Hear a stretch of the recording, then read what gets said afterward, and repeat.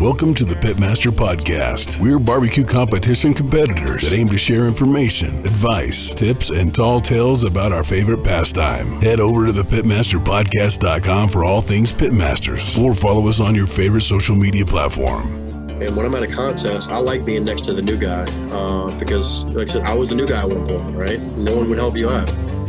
And, they don't want to see you take money out of their pocket, So, in my opinion, I want that new guy to get a walk in his first contest. I want him to come back to the next contest.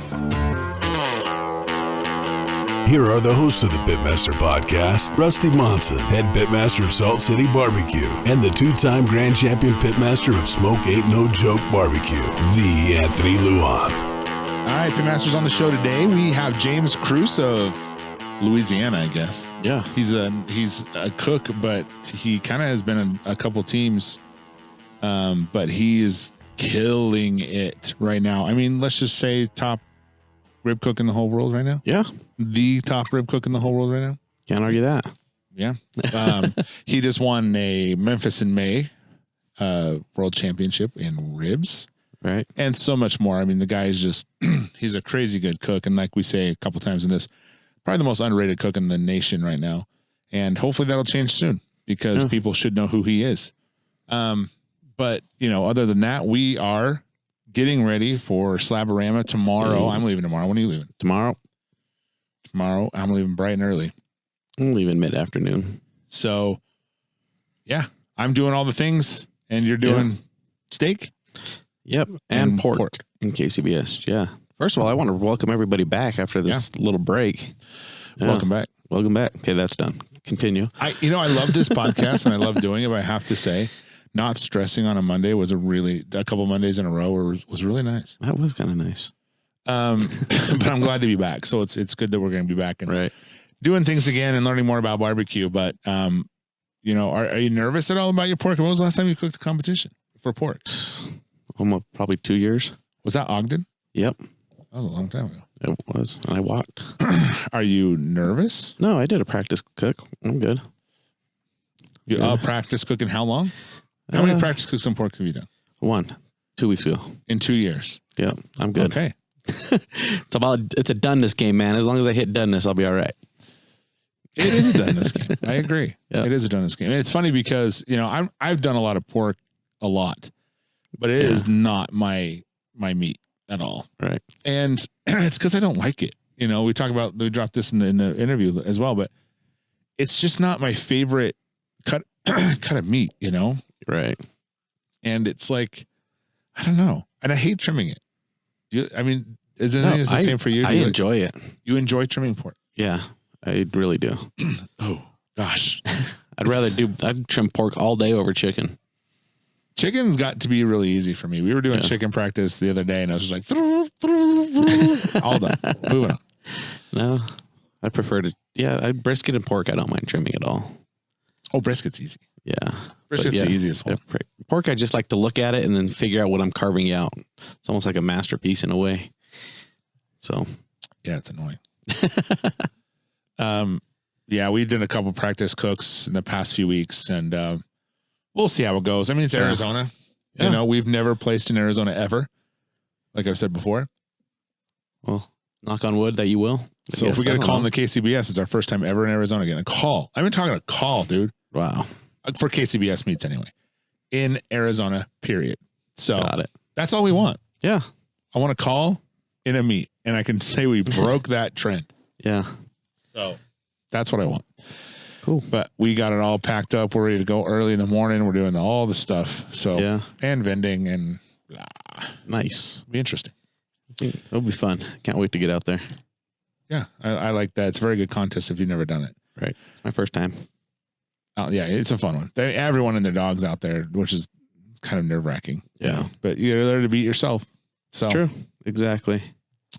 That's what it is. It's a beat yourself game. Right. So we'll see how it goes if we don't die on the way. Or get arrested. Right. Don't get arrested. I got pulled over last time. Yeah. Don't put that out there.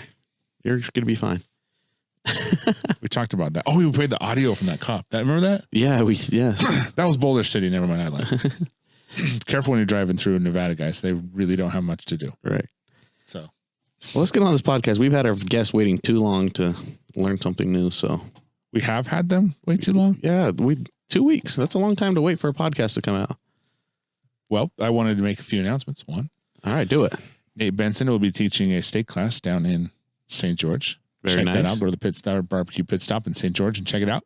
Matt, he is, as you know, we've had him on the podcast several times. Really good steak cook. Yes. Also, the SCA is happening around town. You can go to Girls Can Grill.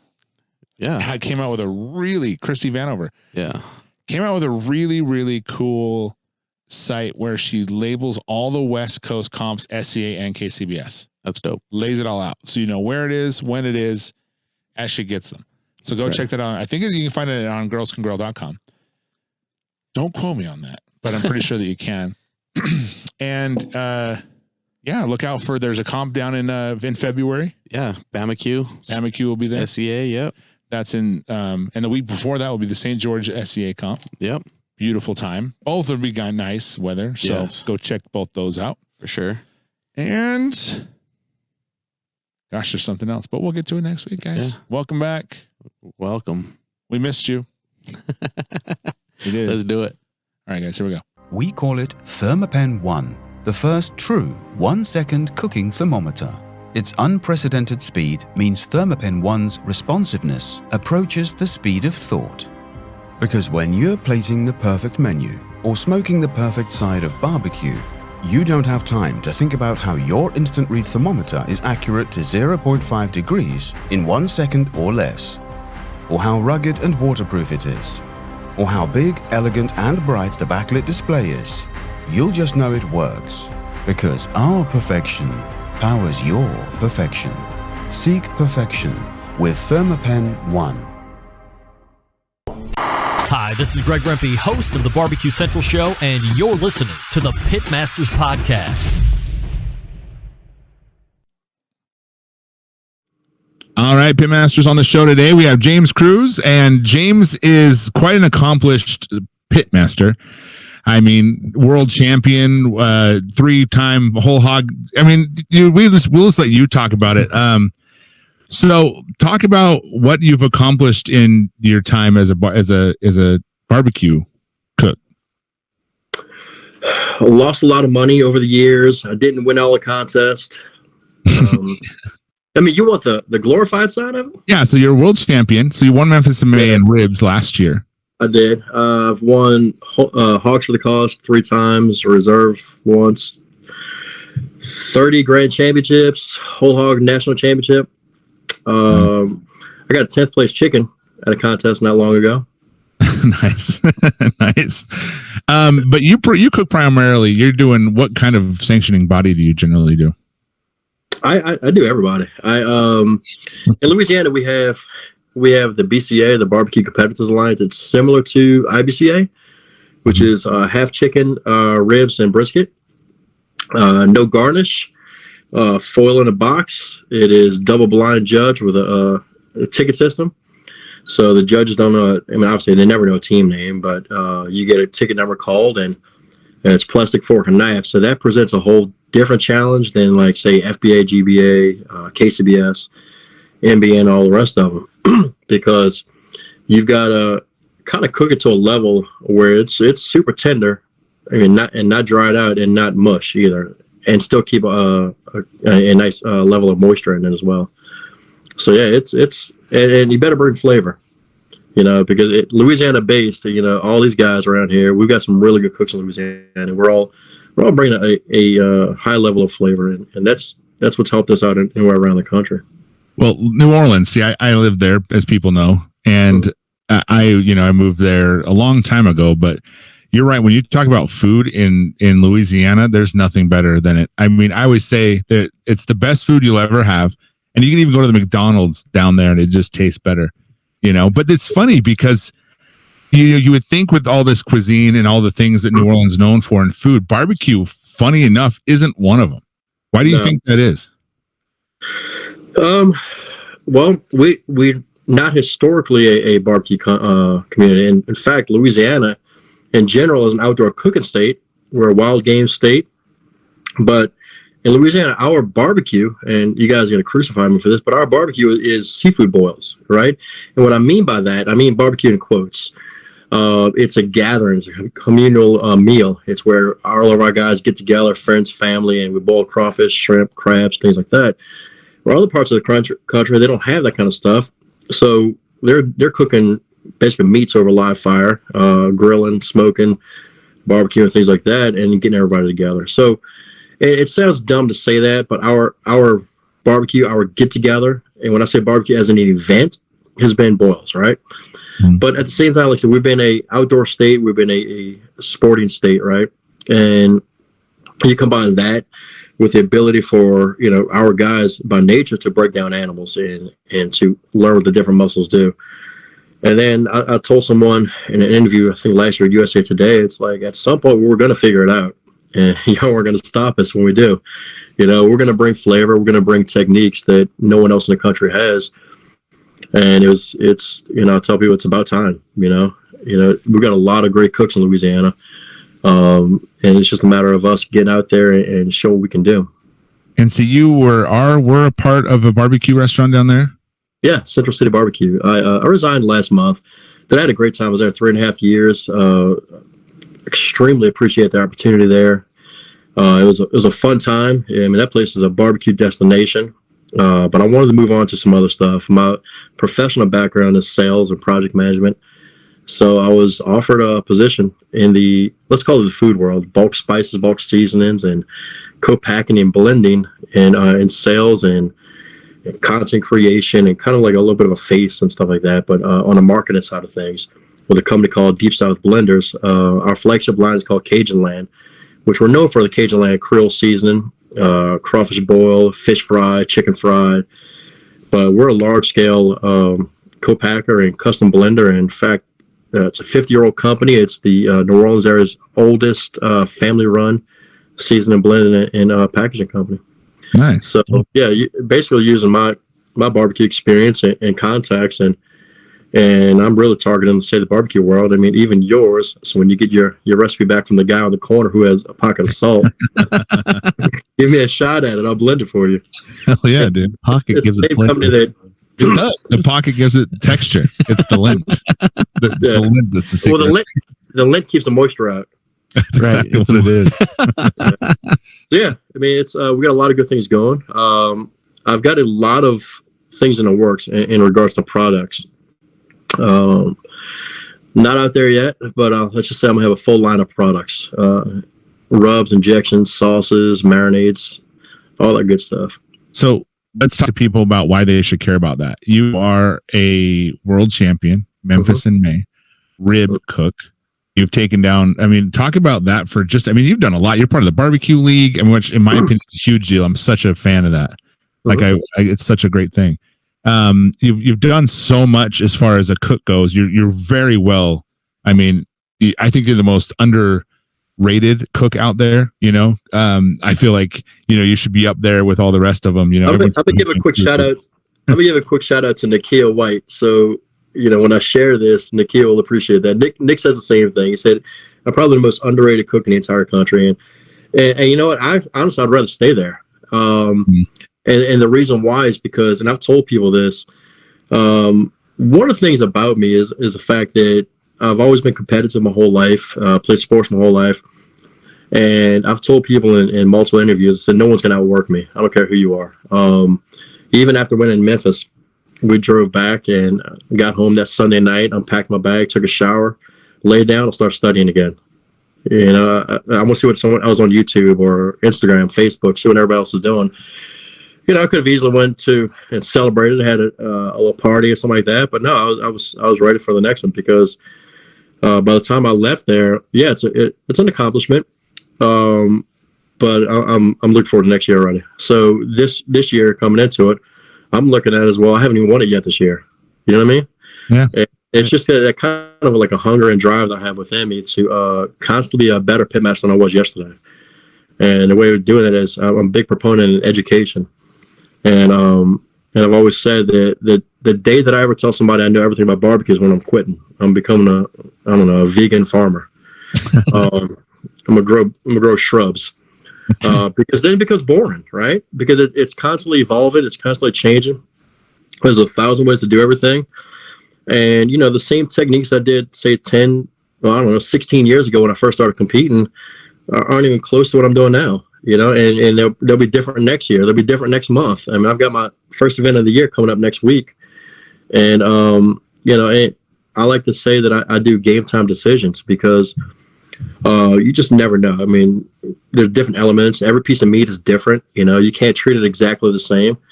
I'm not a fan of cookie cutter recipes just because it just doesn't work. Now, with that being said, my flavor profile from rubs to sauces to, wrapping is the same for ribs, shoulder, and hog.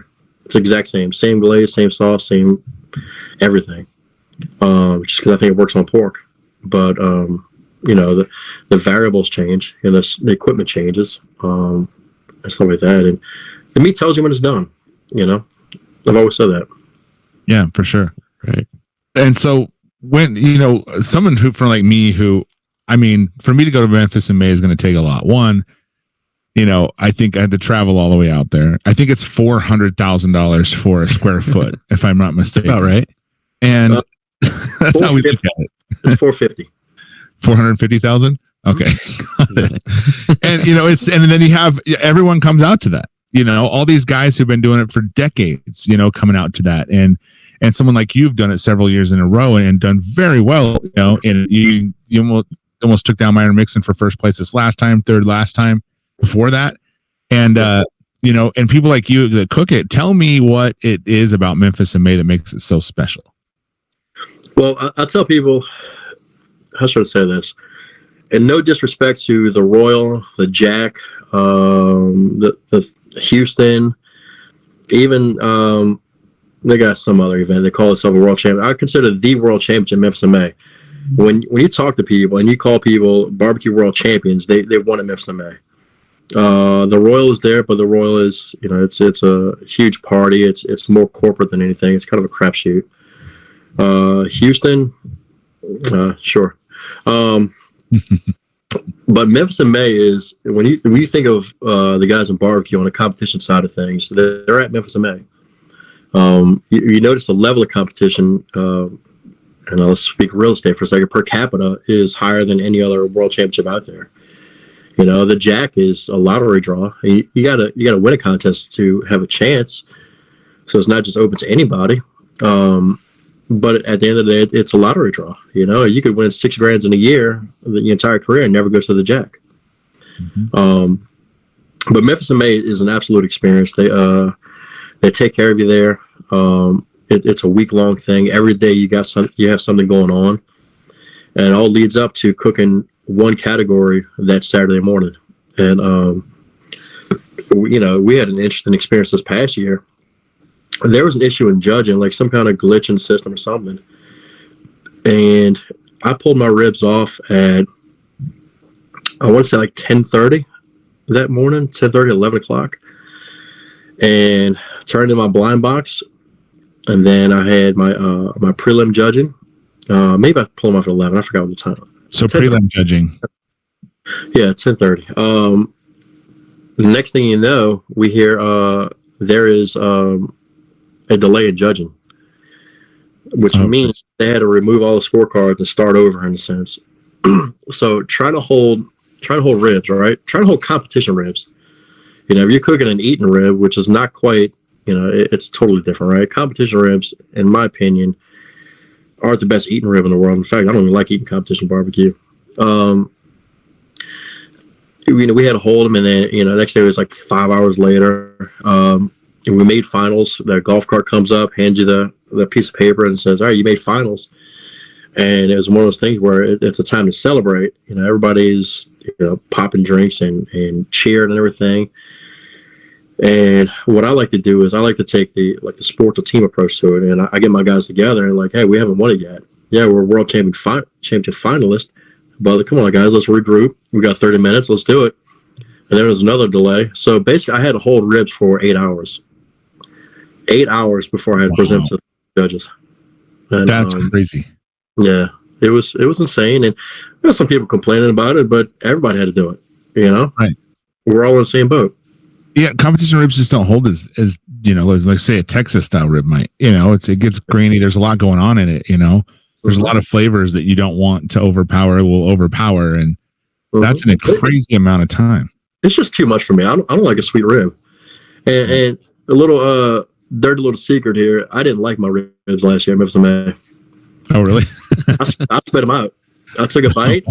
What I'll do is, so that's another thing too. At a regular contest, you're cooking anywhere from 2 to 4 racks of ribs. We're either cooking baby backs, St. Louis, spares, whatever the sanctioned body requires. At Memphis in May, I cooked 20 racks last year. Jeez. The one before that, I cooked 24. And you gotta kind of like treat each one as if each one of them is worth a world championship. So they all have to be world championship quality. And there's some guys I've heard stories like some guys cooking 40 racks. I think it's overkill. It comes down to a selection process, and on top of that, my trimming process is anywhere from 9 to 20 minutes per rack. Where BCA or KCBS contest, I'm 5 minutes or less. So anyway, we got all the racks coming off, and what I'm doing is as it's time to cut them, I'll cut the end bone off and I'll take a bite. So I took, let's call it 10 bites, because I have a certain selection of them that I like to use, and I'm tasting each one. And I'm sitting here spitting them out, and I'm mad. The guys on my team are like, some of the best ribs we've ever had, and I'm my biggest critic. They're never good enough. I don't think I've ever cooked, in my opinion, the perfect rib or the best rib. Mm-hmm. I never will. Right. I know you hate that when you're like, you bite into your rib, you're like, oh my gosh, it's disgusting. This is great. And I'm like, I hate all of you. Like, you have no idea what you're talking about, right? Yeah. You're nuts. It's not the case. Yeah. It's obviously a crappy rib, and I have that happen, and I hate it. Get out, my friends. Get out of here. So then you turn the crappiest rib in. So I don't understand how that works. So primarily, whatever you're talking about. So when someone comes up to judge you, they judge you one round, and if you make that round to, I think it's one to say the top 5 or 3, then they come back and rejudge you. Is that right? No, I'll give you a quick rundown. So you turn your blind box in, right? Yeah. You cook all your ribs, turn your blind box in, that goes. And then usually 15 minutes later, you have your first prelim judge. And then you have 15 minutes with them. And once they leave, you have another prelim judge, 15 minutes with them, up to 15 minutes. They leave, then you have your third prelim judge. So you got 45 minutes of presentation. And then after that, that's when they score everybody. They take a cumulative score of all your blind box and your prelim. And that's when they determine the 3 top teams who made finals. And then if you're lucky enough to get that golf cart to pull up, hand you a piece of paperwork, it's fun. So I've competed as a head cook and presenter in the last 3 Memphis MAs. Prior to that, I've been on other teams, and I was just kind of like an assistant on other teams. And so my first year as a head cook and presenter, I finished 12th. I was just trying to crack the top 40.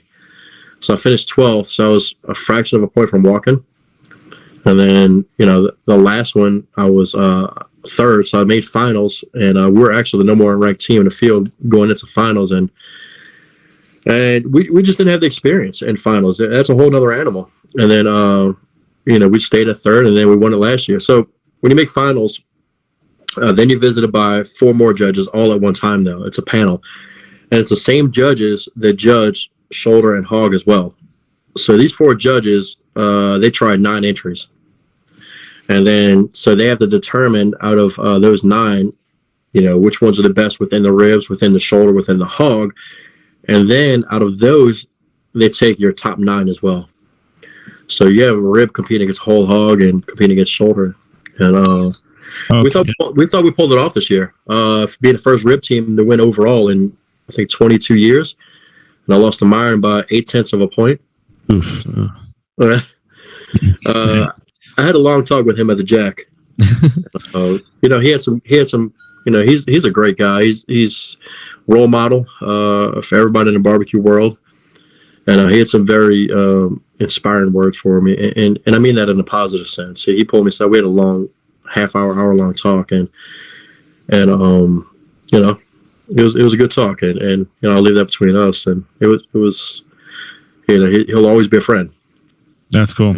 Let's talk about your experience of when the judges first come to you and sit down for your presentation. I know that's a big deal. People have special tablecloths, dishes, lighting, the whole atmosphere. How would you get ready for that, just in case if they did show up? What was your going through your head in that process?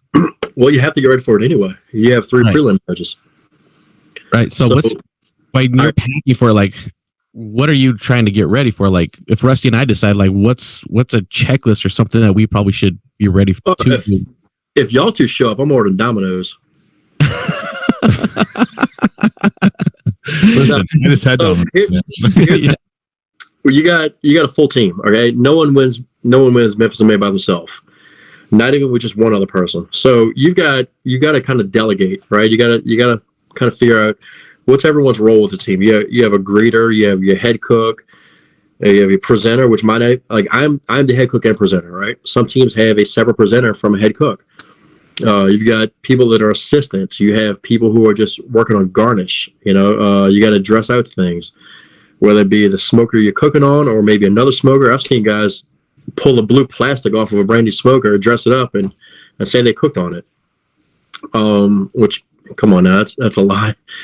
And then you got guys and women that maybe will decorate the entire booth. I mean, you're basically inviting these judges into your living room, and that's really what you're doing, right? And you're feeding them, what you deem is the best barbecue in the world. Okay, so you've got to have a little ice in your veins as well, because I mean, look, I'm sorry, you invite a stranger into your actual living room, you're going to be nervous. Mm-hmm. Okay, so this stranger is also critiquing you and and judging you to see if you're a world champion. They put that pressure on you, right? and then on top of it, it's not even your living room.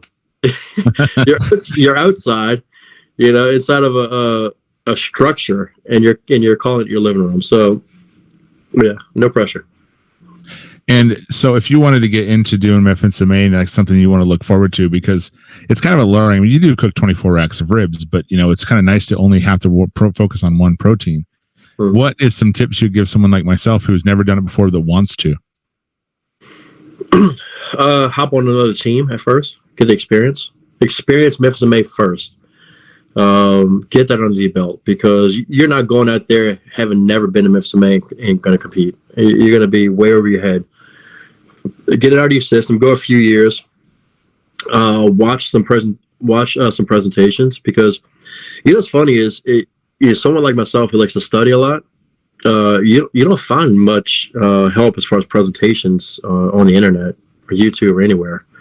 That is a closely guarded secret. But I'm going to go ahead and plug my biggest mentor in barbecue, Mr. Mark Lambert. Mark Lambert will do a presentation class with you. Interesting. So, yeah. Like you could go to him and say, hey, I'll pay you X amount to do a presentation class with me. Word is he might do that for you. Word is. Nice. The money's right. No, he helped me out a lot with mine. And he's a great guy. He's one of the biggest ambassadors for in the barbecue community, and just a downright good guy anyway. And then the guy knows his stuff. He's been competing in Memphis May, I'm going to assume 20 years or so. He's also a 5 or 6 time world champion. I mean, so he's somebody you want to listen to. Yeah, I'm a big fan of his Sweet Brian. So. Yeah, but back to your question though, just go visit. First year there, I mean, you guys are in the barbecue community. You know somebody there competing. Mm-hmm. Reach out to them and say, hey, do you need a hand? Do you need, and I don't want to, say it in a derogatory way, but, the general ask to be on a team is, hey, I'll come wash your cutting boards and knives. You know what I mean? And what do you mean by that? Just come help out, come help out and lift some stuff, help do whatever you can. Just, obviously just don't get in the way of everything. All right. And that's my biggest thing. Just go there to be someone's assistant, go help out. Learn it, because if you're that interested in it, more than likely you can cook. That's not the biggest issue. You're going to cook, right? You're not going to go there and walk away from it and say, I've got a recipe now for world champion ribs, because I can cook mine in front of you and you won't pick it up. Yep. I got guys on my team who still don't know how I do everything, and I do it right in front of them. Mm-hmm. Yeah, and just the way you do it, even, you know, it's funny how people always are afraid to give out secrets and stuff, and they can see it, but you're just not going to cook the same way that person does. It's just not the same. No, you got a feel, you know, for everything. Yeah. I mean, I could throw a football, but I'm not Drew Brees. Right? Wow. Yeah. Here comes the Saint stuff. Here we'll get to that. Don't worry about it. We'll get to that. But I can run not as fast as Taysom. Or get hurt after every play. Never mind. I'm bitter right now. So that's cool, because I just wanted to, you know, again, it's something I'm going to try and go to this year, and, you know, just do what I can, because there's a time I wanted to give it a shot, you know, and legitimately as a team head down there, and depending on what protein I want to do, you know, and all that stuff. So it's interesting to know, because so, you know, how it works and things like that, because you're right, like, it just seems like a different monster than everything else. You know, there's so many more moving parts than, let's say, the Royal. You know, you show up and do what you've done all year, you know, and then you go to Memphis in May, and it's a whole new process. It's a whole new, you know, you have all these judges, and anything can happen, and it's just so much different than it would be with anything else. So it's a good advice to just go down there and check it out and see what you're up against. You know, it's like people want to work in the restaurant business, but if they've never done it, they're going to be in the office crying in an hour. You know, it's not the same. You know, then you got all the ancillaries too in Memphis in May. Those are fun, and those spread out through Thursday and Friday. So it's a good time. Would you do whole hog, Rusty? You said once before you would. Are you still on that? Yeah, absolutely. Yeah. Sure. I'll say this: that is, if I ever change categories, that's where I'm going as hog. You know, and I've set goals for myself for Memphis in May. My initial goal was obviously to win Memphis in May, right? And then my secondary goal was win ribs twice, and then move on to hog. And then that goal hasn't left me. I'll visit that, you know, the last weekend of May this year. After, no, I'm not gonna say. No, but my plan was this. My initial plan was, you know, to try to win ribs twice and move on to hog, right? Because hog, it's easier to win overall if you're a hog cook. It's extremely hard if you're a rib cook, because ribs are the most competitive category out of all of them anyway. And obviously for us to almost win the overall this year as a rib team was, you know, I could say I'm probably more proud of that than just winning ribs itself. With that being said, Marcio Morganzia, who was the 2019 Whole Hog World Championship, he gave me a little bit of advice. He said, James, he said, not just because he's a hog team, he said, why don't you just stay in ribs? I said, why is that? He said, the reason why is because the most anyone's ever won it was 3 times. He said, don't win it twice, win it 3 times. He said, win it 4, be the first guy to ever win it 4. He said, on top of that, if you really stay in it, you know, win it however many times ever, and just maybe go down as the best rib cook ever, you know? Yeah. And the reason why I said twice instead of just one time and then move on is because in my mind, I'm so competitive with myself. I'm like, I don't know, was it a fluke that I won it that first time? You know, let me prove it to myself that I can win it again.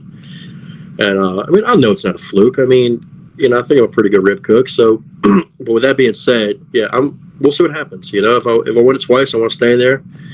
Maybe try to tie or beat the record of 3 times. Who knows? And then, you know, obviously you go to hog.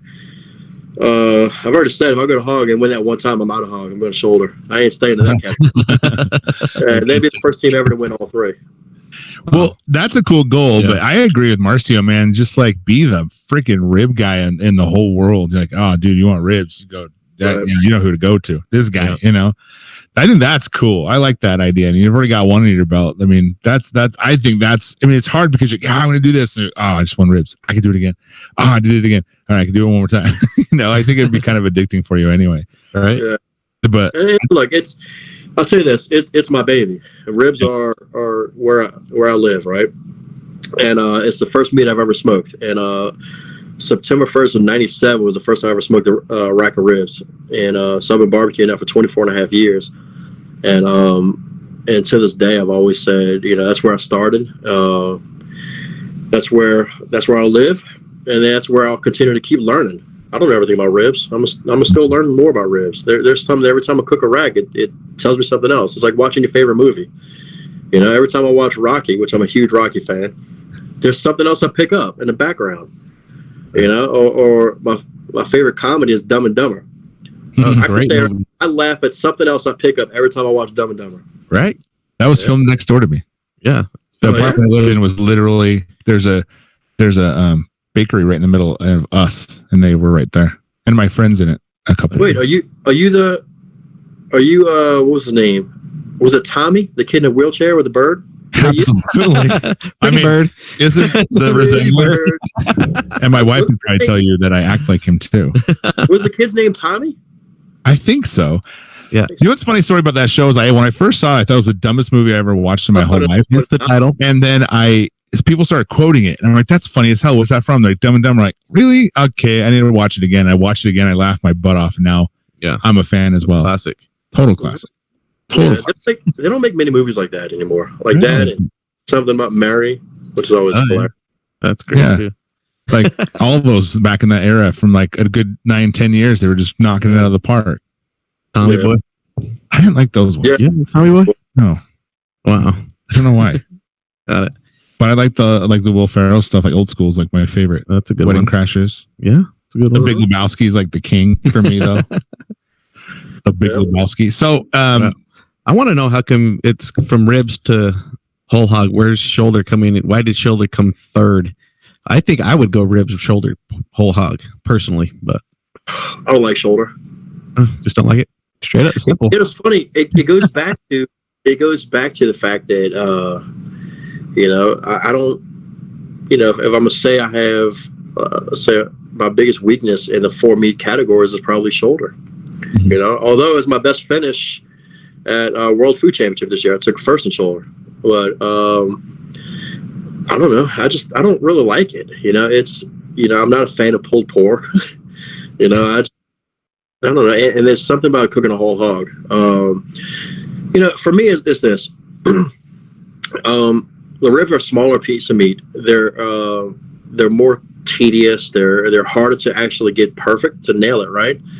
At least with a hog, you got 4 primals. You got the loin. You got the belly. You got all this stuff. You got plenty moving parts there to get right. A shoulder, you have a lot of moving parts. You have a lot of parts within that one primal muscle. So ribs, from a technical standpoint, I'm gonna get murdered on this, but I think it's the hardest to actually get perfect because the meat's only, I don't know if you have a scale here or anything, but it's only about that thick, and you got to get perfect. But shoulder is just something that not a fan, but I'm competitive. I'll do it one day. But whole hog is the other thing that I just like. It's you got a lot of parts. You got to get them all done, and I like it. Same with me. Like ribs, man, I can eat them to this day. I've been eating ribs since I was a little kid, and it's the one thing I want. I'll eat all down a whole rack all the time. And brisket, I'm soured on. Chicken, it's all right. It's good. I like it. Actually, I like chicken pretty much, but I'm the same with pulled pork. It's just like, what's funny is I like cooking brisket too, right? That's my other thing. Ribs and then brisket. But I've told people my single favorite thing that I eat off of a smoker, like I'll eat a smoked chicken thigh right off the smoker before I'll eat shoulder, ribs, hog, brisket, anything. A perfectly cooked smoked chicken thigh is my single favorite thing to eat off of a smoker. Right. Mine's turkey breast and ham. Those are good too. I like. I'm at the point of brisket where I'll eat it. I'm like, it's pretty good. Okay, moving on. I don't know.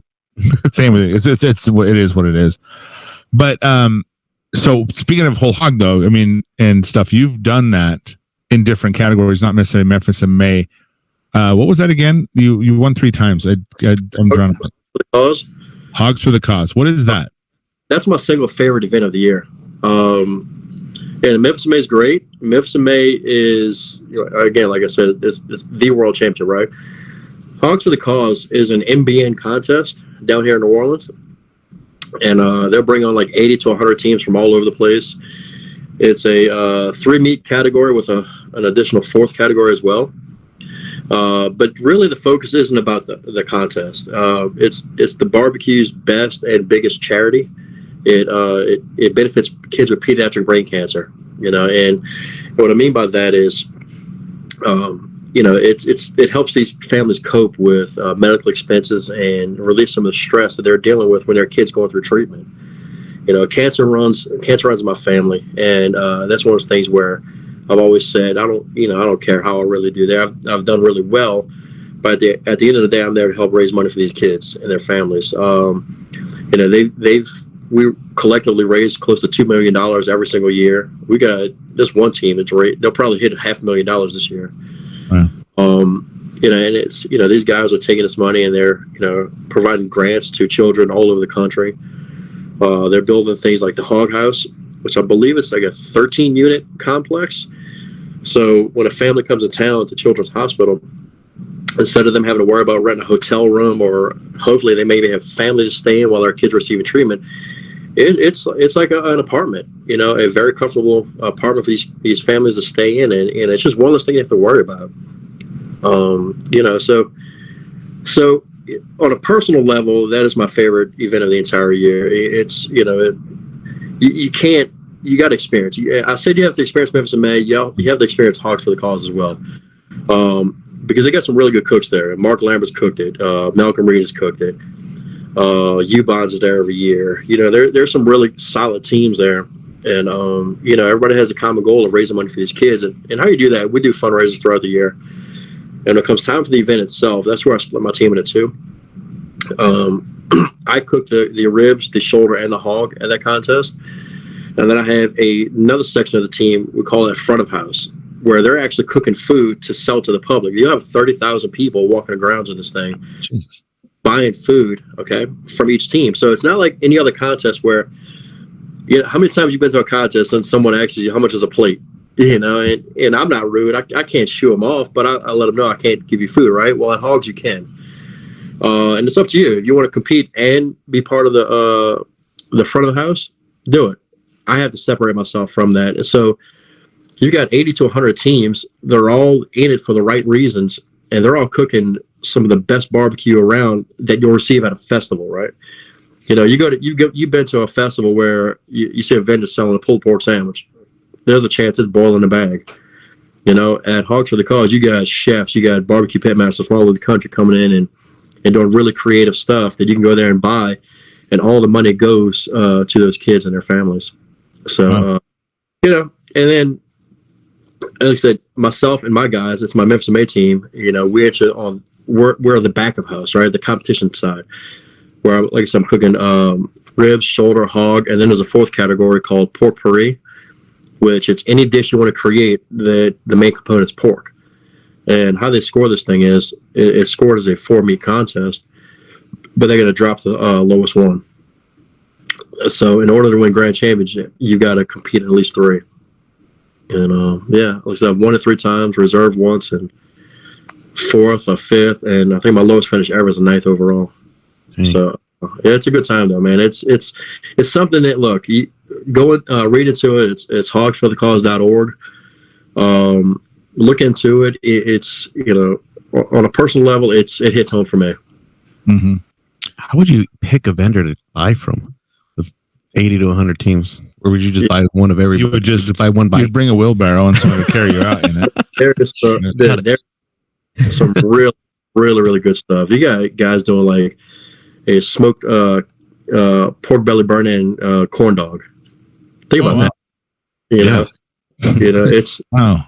I saw that. There's a ton of things, and and let me tell you something. Friday night's a party. It's a huge party. It's kind of all about our time to let loose, and then Saturday morning we're back to business, and you got 30,000 people. It's a huge music fest. They got 2 big music stages and drink tents everywhere, and it's in New Orleans. Yeah. It's considered to be the best food festival in New Orleans. Wow, that's saying something. Yeah. I'm telling you, and that's cool, man. I'm actually, that would be really cool to hang and just chill and eat at, and not necessarily cook. Right. I mean, I hate going places and people are cooking because I get that like FOMO and I want to be back there cooking. But man, that sounds amazing. Dude, you would fit right in with that tattoo in your leg. I know, right? My Hoodats. What's up? Y'all Hoodat out at the end of the night. Nowadays, what's funny? Growing up in Utah, when I became a Saints fan, you never saw a Saints fan. They just didn't exist. And when you saw someone rolling down the street in a McAllister jersey or something, you're like, we are brothers. And you have to go talk to that person. You have to. You have to. And then 2009, they won a Super Bowl and you could throw a rock and hit someone for like a whole 2 years. Everyone's a Drew Brees fan now. That's how it is. You know, and that's how it is. So, even with his fake hair now. isn't that crazy? It's so weird. I can't even watch it. It reminds me of, and I hate to say it because I'm a huge fan and a ton of really Drew, but I mean, I almost get this Pee Wee Herman vibe. Really though, man. Nice comb over. So tell me about. Let's talk Saints for a second because I want to. Because that's man. You know, I'm half this show and I feel like I can. Cowboys fans go to the restroom and grab a drink. No, that's all season. That's after. That's right before the playoffs because you never make it. Oh, we did this year though. Yeah, I did. But anyway, so what do you think about this year's team? Taysom Hill. I mean, here's my thought. Let me tell you what my thought is first, James. 58 starters on this team. There's only a 53-man roster, and we had 58 starters. We were displaced. We are on our fourth-string quarterback at one point, and we lost our number one receiver. We lost our number one running back for a long time. We are out basically our whole entire O-line. We have Marcus Davenport in and out of the game all the time. We lost C.D. Deuce. We have all these people lost. I think Sean Payton should get Coach of the Year. Hands down. I was just about to say, I think it's his best coaching job he's ever had. And you know what's crazy is how many times have we seen Sean Payton, as brilliant as he is, make a call that's kind of like, you know, he's a riverboat gambler, right? Mm-hmm. Did you find out how to play it safe this year a little bit? What's that? I played it safe? Yeah. Not many, you know, questionable play calling. But no, he knocked it out the park, man. I loved what he did this year. I mean, they were still in it until the last week, until the Rams decided to be the Rams and hate crap. You know, I hate the Rams for it. I mean, there's a point where I was like, you know what? I don't even want the Saints to go to the playoffs. I don't want that heartache. They're one and done. I know it. But then at the end, I'm like, dude, let's do this. Let's get in there, man. How cool is that? Dude, I wanted to play the Rams, and I really did. That'd be great. Because on paper in the preseason, you know, they were the favorite, right? And then, you know, they stumbled a little bit here and there, but I don't know, man. It's you know, for me, it's just because of let's call it the local boy. I mean, I'm going from who dat to who day for the playoffs.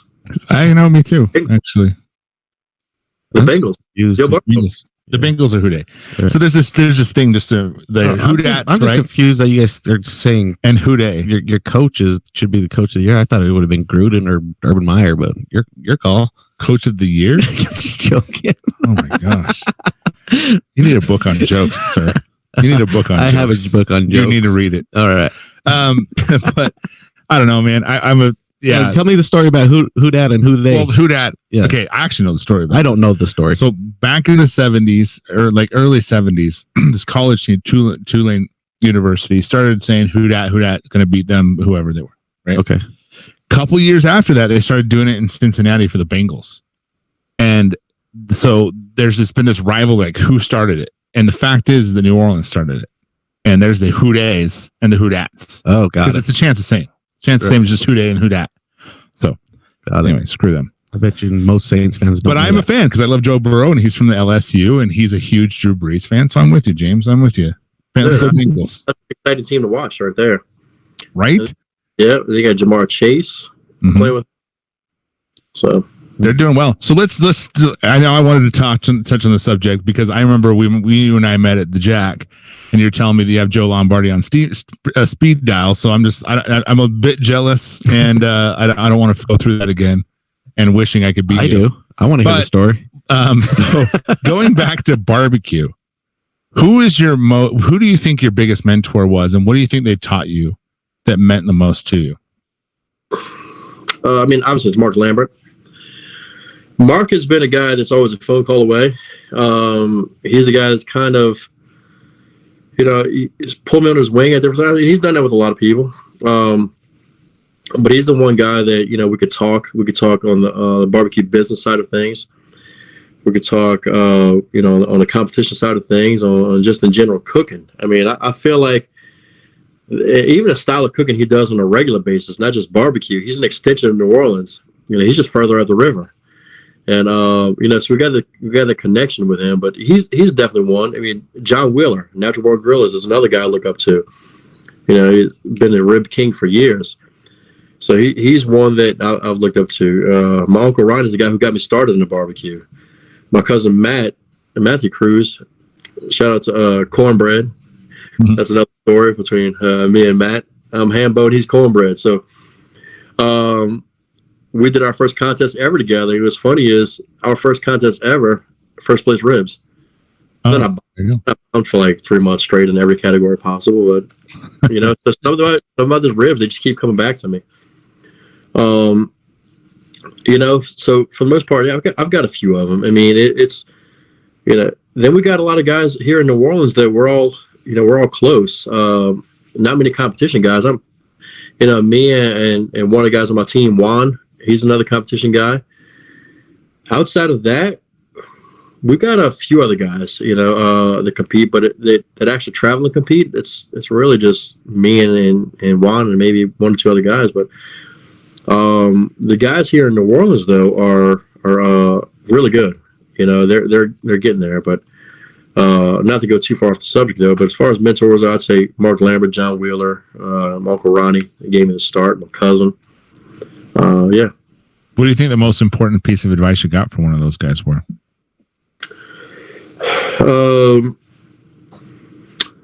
Stay eager, hungry,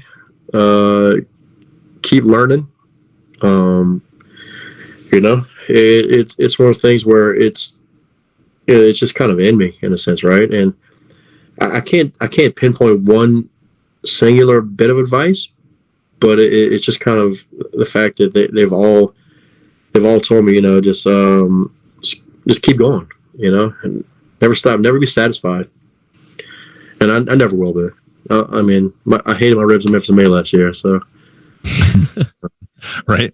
And so, what would you then, as a mentor for someone who's coming up into the barbecue world and they say they want to compete, and what's something you would tell them that you think would help them? Ask a ton of questions. Ask a ton. Again, let's go back to the fact that I'm big on education. Ask a ton, because when I first started 16 years ago, you couldn't walk around and ask people questions. In the barbecue world called shigging, you couldn't do that at all.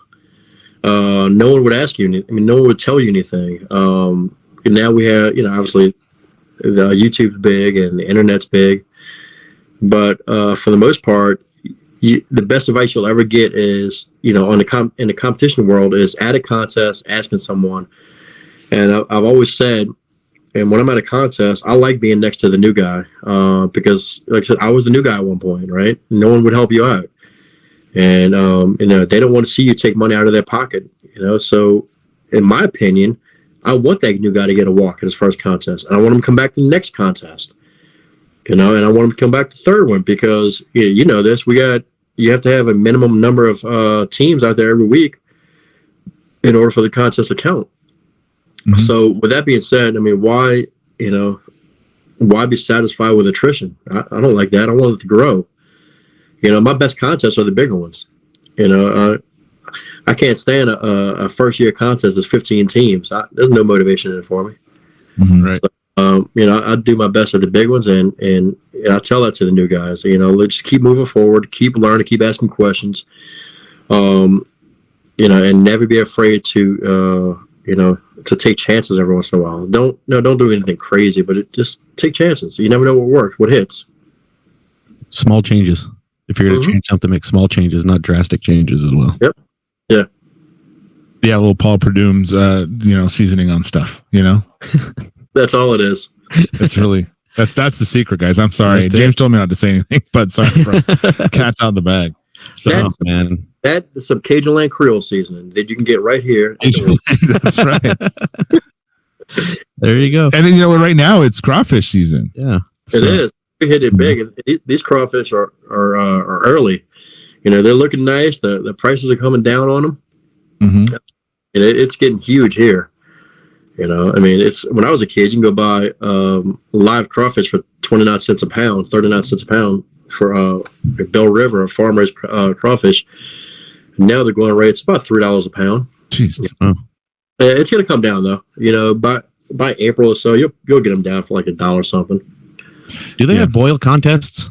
Is there like a crawfish boil contest? Yeah, they do. Wow. I've never ended one. I just want to eat. I know. I was wondering what that's like. But they have them all over the place. And then look, those aren't quite as stringent as say a sanctioned barbecue contest. Those are more people's choice. So think about how much fun that is, right? Everybody there is drinking beer, boiling crawfish, and I've got the best crawfish. Come see why, and that's just fun. Yeah. There's nothing wrong with a people's choice contest every once in a while. Have you ever had a crawfish, Anthony? Yes, I have. A proper crawfish, or just have the tail meat? No, I cooked them. They're on my Sucked Instagram. the head. I twisted the head off and threw it. Yeah, you never had a crawfish. When you cooked them, you didn't cook them in like a skillet or anything, did you? No, I did a boil. We did a boil. You know what's funny? I was talking to somebody in my office the other day, and we just got a subject of food, right? I would love to see someone come out with a documentary series and call it like "Who is the First," right? And that could be a 30-season, 25 episodes per season, and never end. Who was the first ever to eat a crawfish? Like when they saw that thing crawling around, it came out that little mud chute, right? I'm like, okay, I would eat that. Right? Here's another one. Since I'm in the spice and seasoning world, black pepper. It obviously comes from like a little peppercorn, right? Which is essentially a berry. Yeah. Who's the first person to ever look at that thing? I'm like, I'm gonna eat you. And when they ate it, went, "This is delicious." Right? And I'm gonna grind it and put it on meat. I mean, we can spend the next 3 hours going back and forth between the three of us saying who was the first, and then name something. That's cool. Right? That's actually, I would love to. I love history. I love that kind of stuff. Right. So I'm a big fan of that stuff. In fact, fried chicken today. So I was sitting on the couch thinking about fried chicken. I'm like, what's the history of fried chicken? So I Google fried chicken wiki. I'm reading through it. Oh, it's Scottish and African. That's cool. And Scottish used to boil in fat with no seasoning. And I learned those things. I love it. I grew up a block and a half from the first ever Popeyes in Araby, Louisiana. Okay, so tell me, I'm interested in this. The first ever Popeyes. Is it one of those situations where, like, dude, it was all the rage. Popeyes was what's up, and then it was the best thing going, and then they chained it. Is that how it went? I don't know. I was riding my bike to go get a Popeyes and Pals kids meal with the little eraser characters. That's all they ever had as a toy. No, but I've talked to friends about that before, where it's like, is Popeyes the same as what it was when we were kids? I don't think it is. It's still really good. I still will get it any night of the week, but it's not the same. I feel like when I was a kid or younger, let's say teens or early 20s, you bite into it, open it up, and I saw seasoning down in that meat, all over it. Mm-hmm. Now I feel like the pieces are smaller. It depends. Sometimes I'll hit up a Popeyes and it reminds me as a kid, and sometimes I order spicy every time I go. Then sometimes it's kind of like, I don't know. Maybe they put some of that Cajun sprinkle on top of a piece of mild. Maybe. Look, speaking of hit, do you remember what the Cajun sprinkle was? The Cajun what? Cajun sprinkle. Or sprinkle. I think it's sprinkle. It was like the little seasoning packets, like a little paper wrap seasoning packets. You'd get a Popeyes, you open it up, and you'd put it on like your fries or something, or put it on each. Oh, I never got that. We had this thing where we'd go to churches, and right across the street was a Popeyes, and we get chicken from churches and biscuits from Popeyes. You got to remember. That's our circle. Here in Utah, Popeyes only been here for maybe 5 years tops. Yeah. Wait, you get the chicken from churches and only the biscuits from Popeyes? Yes, you understand. I'm from Lehigh. You ever seen Footloose with Kevin Bacon? Oh man, here comes. That's where I'm from. That was my hometown. That's where I grew up. So Church's chicken. Was it Church? Maybe I'm wrong. Maybe it was Popeye's chicken and Church's biscuits. What? Let me ask you, was the biscuit honey butter? I think so, yeah. Well, there you go. And then the thing with Church's is Church's has the oddest pieces. They cut more into the breast for their wing. So their wing looks like the size of a fist with a wing coming off of it. And their breasts are kind of half breast. Yeah. I think that's good. Church's has some good rice, though. Maybe not. Maybe you're right. Maybe we got. Here we go, James. Is this right or wrong? See, there's that. I mean, it's right if you're a transplant. Oh, all right, perfect. I'm right. That's all that matters. We'll leave it there. I never put crab legs in mine. Yeah, no, like I'll tell you this: the corn potatoes look good. The crabs, like I'm just giving you a hard time. Crab legs, those snow crabs are really good in like a crawfish bowl. Yeah. And you really get it from like the casinos down here, but or you just go and buy them. But yeah, it looks good though. I'll tell you, you did a good job. That was you? Yeah, that was us. Yep. Well, not him, but I need to do it again. I miss all that, man. I used to go to the Winn-Dixie across the street and get some already cooked and just go home and munch on like popcorn. Well, the thing is people don't realize when you do a boil, when you're adding your seasoning, you're not just adding a cup of this. You're talking pounds of seasoning. It's like 5 or 6 pounds for exactly. And what was the point of you doing all that if you're not going to take the head and get all that flavor? Sorry. No, you're apologizing for this. No, we went over this before. You're like Jared Hooker agrees with me. You're like telling me, you're like, listen, I eat pizza, but I just eat the crust and leave the rest. No, see, my favorite part of a crawfish boil is really the other stuff: potatoes, corn, sausage. Corn, here's the sausage. We were talking about all the different things you put in it, and obviously the standards are potatoes, corn, sausage, mushrooms, onions, celery, stuff like that. But then you could put stuff like Brussels sprouts are really good, cauliflower, baby carrots, pineapple, orange. Obviously, lemons are in there for flavor.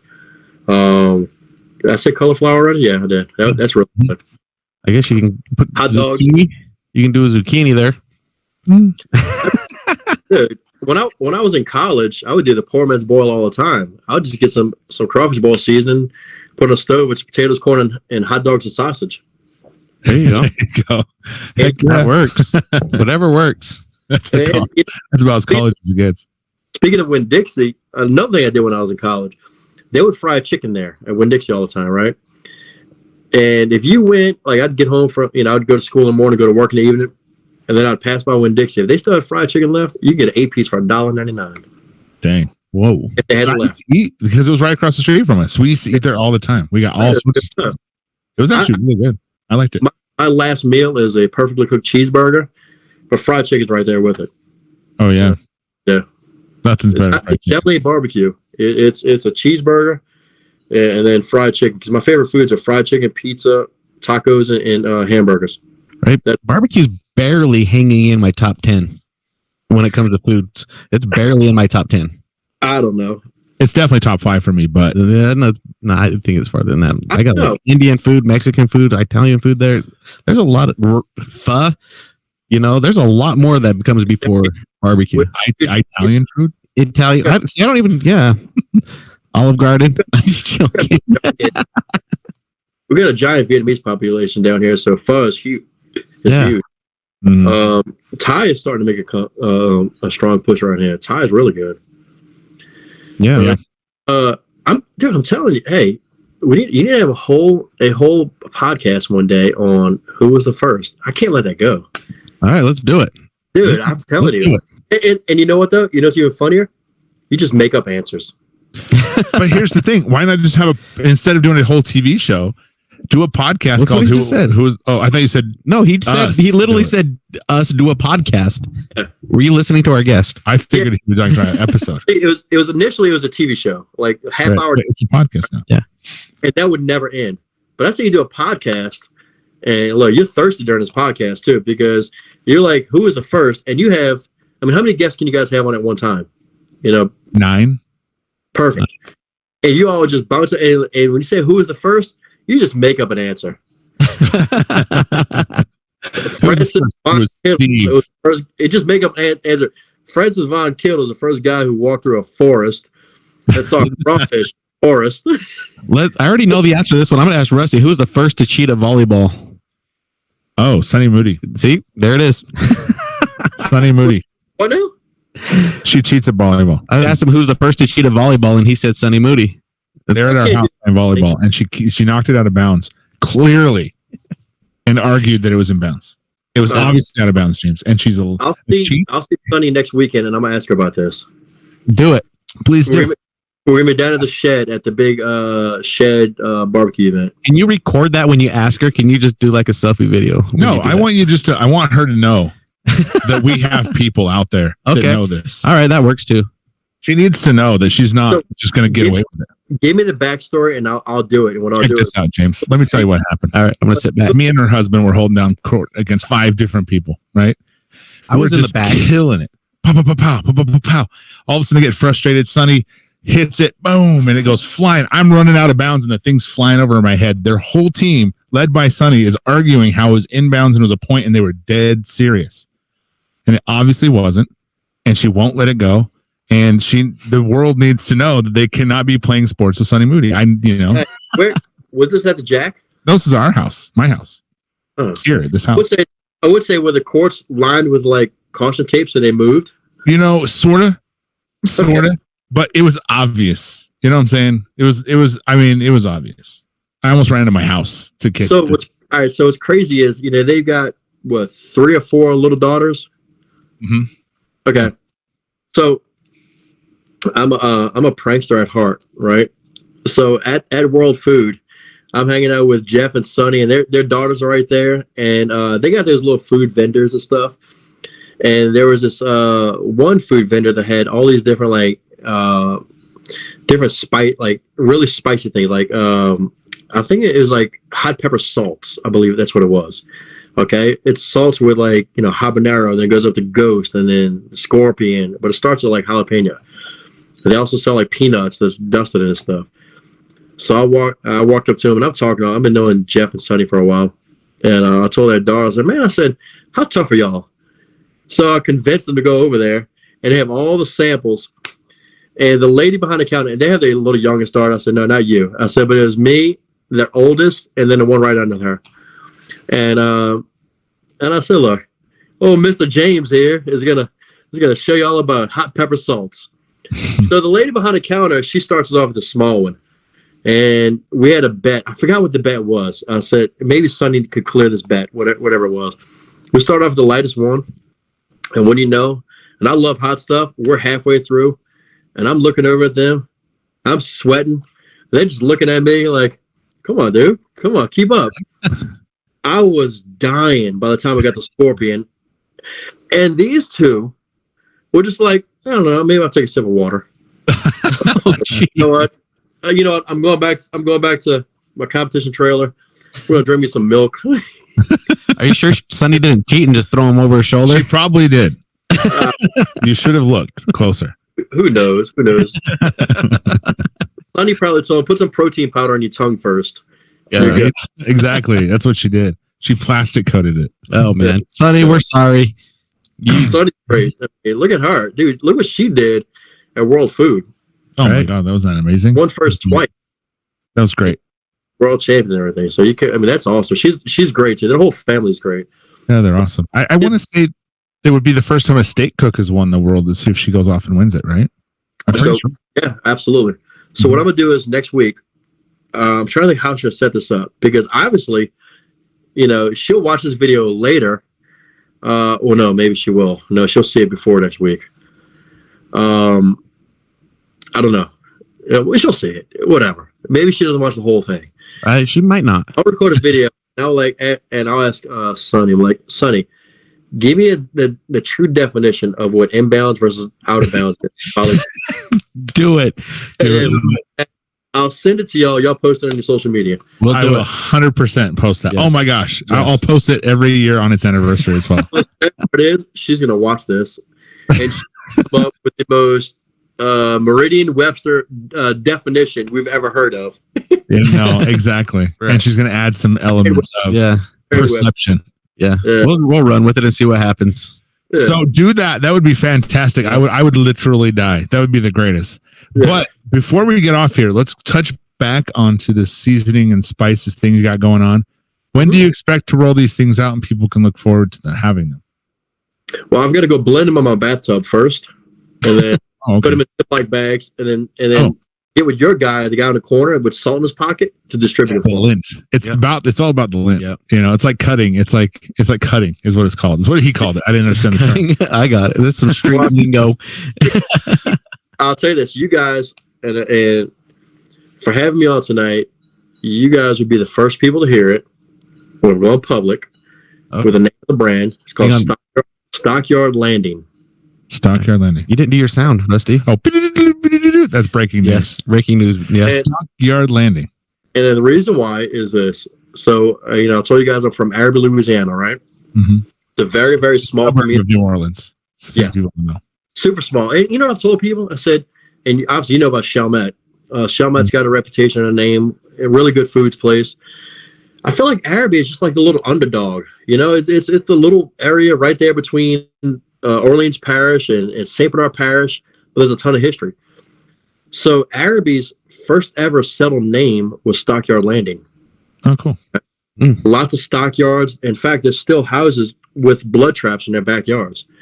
So because I'm proudly from Arabi, Louisiana, there's a lot of history in there. And then the whole idea of the name Stockyard and stuff like that just screams like, animals and butchery and cooking and barbecue. So yeah, it basically tells the story of who I am and where I'm from.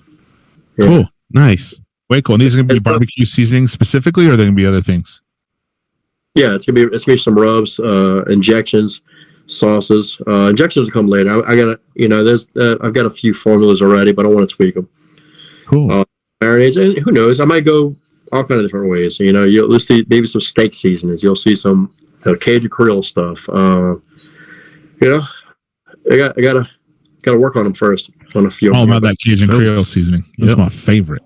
But no, that's it. It's gonna be my stuff, my name on it, a little history, a little homage to where I'm from, and give Arabi, Louisiana a little respect.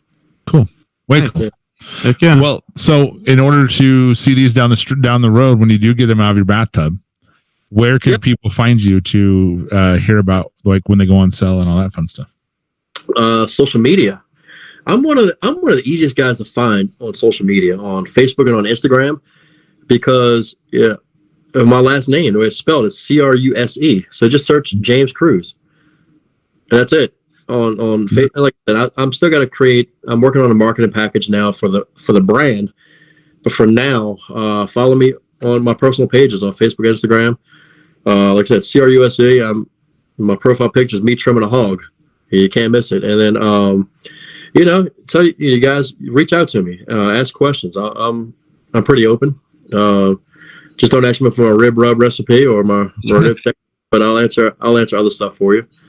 And we'll talk barbecue. Share my pages, and then once I come up with the business pages, share those. And then that's pretty much it. Easy to follow. I'm heading down to New Orleans in May, so I'll have to hit you up and see what kind of restaurants are down there these days, because it's been a while. So what? Cool. What's that? What part of May? The 19th-ish. That's when our anniversary is. Me and the wife are heading down. So that's the week after Memphis in May. Is it? Yeah. Maybe we'll not then, because I want to go to Memphis in May. Wow. Wow. Rent a convertible. We'll ride around town with a trophy. There you go.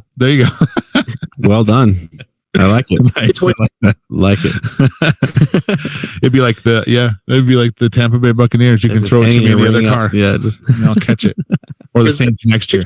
They got the little pig. You can spin it in the middle. We'll drive up and down Decatur on a Sunday afternoon where everybody's out there watching street performers. Arm around a trophy, just spinning the pig. It's like the barbecue version of slabs, spinners. No, Fear and Loathing in Las Vegas. Yeah, there you go. Yeah.